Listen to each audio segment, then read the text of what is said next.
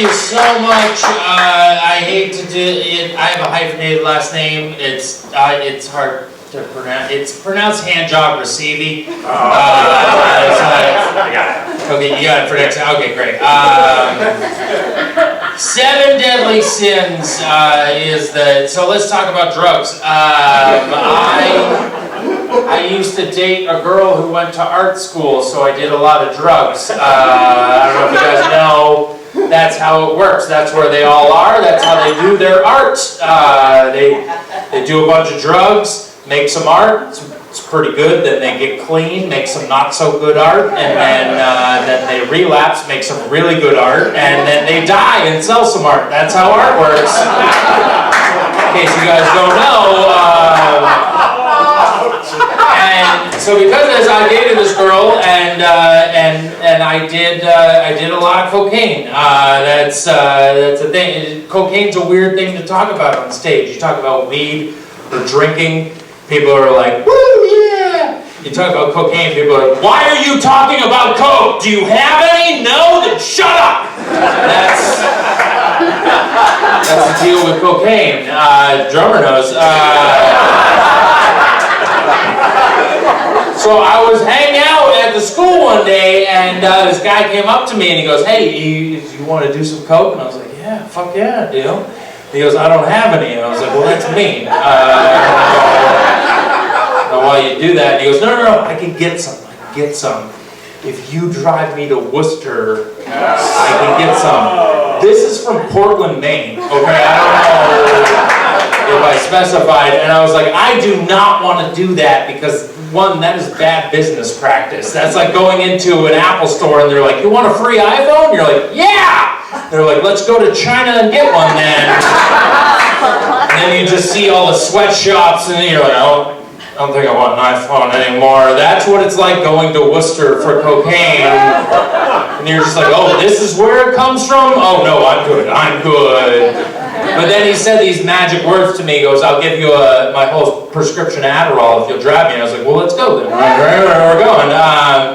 So I found myself driving to Worcester to get cocaine, and the whole time we're driving, he's just telling me all his drug dealer ideas, like, I'm going to make a company, and it's a box company, but they're different kind of boxes. You don't put things in them, you put things on them. And I was like, those are tables? You're not going to do that. You're going to sell drugs. That's what you do. And we get to Worcester, and he goes, I got to tell you the truth, we're not going to this guy's house. And at first I was like, thank God we're not going to a drug house in Worcester. And he goes, we're going to a road. And I was like, what about his house? Why don't we just go to his house? He goes, no, we're going to go to this road. We're going to drive along the road, and we're going to go past him. And when we pass him, we got to whip around. We got to catch up to him. And then I'm going to take this softball of money and I'm going to throw it into his window. And he's going to take a softball of cocaine. He's going to throw it into our window. And he goes, the only rule, don't look at him. And I was like, I am driving into oncoming traffic. I'm not going to try and sneak a peek at this guy. And then the craziest thing about this whole story is that all worked perfect. Could not have gone better. That all went exactly according to plan. That should be the point in where it was like, then my life turned around. It didn't. It did not turn around. We got a fucking softball of coke. It just, out of nowhere, wow! And just did it all the way back to Maine. And I don't know what the statute of limitations is on transferring drugs across state lines, but however long that statute is, that's when that happened. That's how long ago that happened. And then we got back to Maine. We got back, and he goes, you know what we should do? We should cook some of this into crack. And I was like, or we should just do the cocaine. It seems to be working pretty well. And he goes, no. Crack is just like cocaine, but it hits you way quicker. And I was like, is this not hitting you fast enough? This is nose to brain. That's pretty quick. I guess what I'm trying to say is that's how I tried crack for the first time.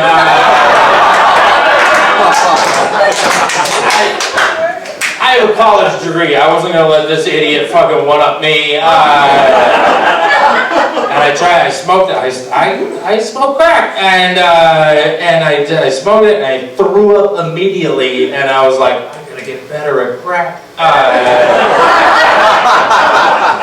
So I tried it again, threw up immediately again, and I was like, you know what? Crack's not for me. Like, crack me once, I'll throw up on you, but crack me twice. I don't know how that saying goes, but we got a lot of puke on both of us.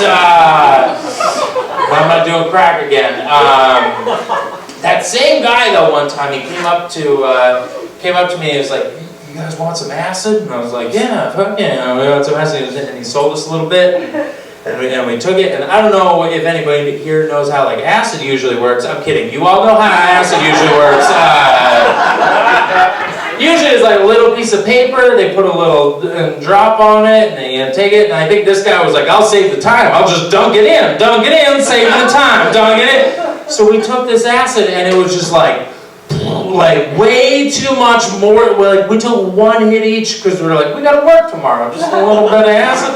And then it was just like going on a roller coaster that just kept clicking up, and you're like, eventually we have to go down, right? And then it didn't, and you're like, okay, stop the ride, I'm gonna walk back from here. And pretty much it got to this point that was like so much like shit just melted into cartoons. It was like, I can't handle this anymore. And so we just like got in bed, and we're like, the only way we can deal with this, I think, is if we just have sex. Like, me and my girlfriend at the time were just like, let's just have sex. It's the only way we can get out of this. And all that ended up turning into was me just every 3 seconds looking at her going, did I just come? And she's like, no, you didn't. Oh, okay. And then 3 seconds later going, did I just come?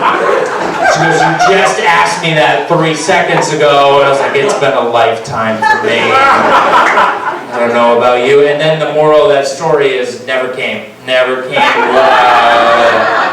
not come. And I'm glad, because I don't know how I would have dealt with that.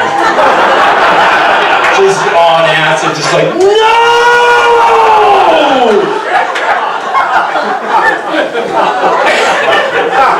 Those are all my friends! I know them all by name! Just a bunch of tadpoles looking back at me, like, here we go, we're off, we're out of you, and we're gonna make babies. Like, oh, fuck!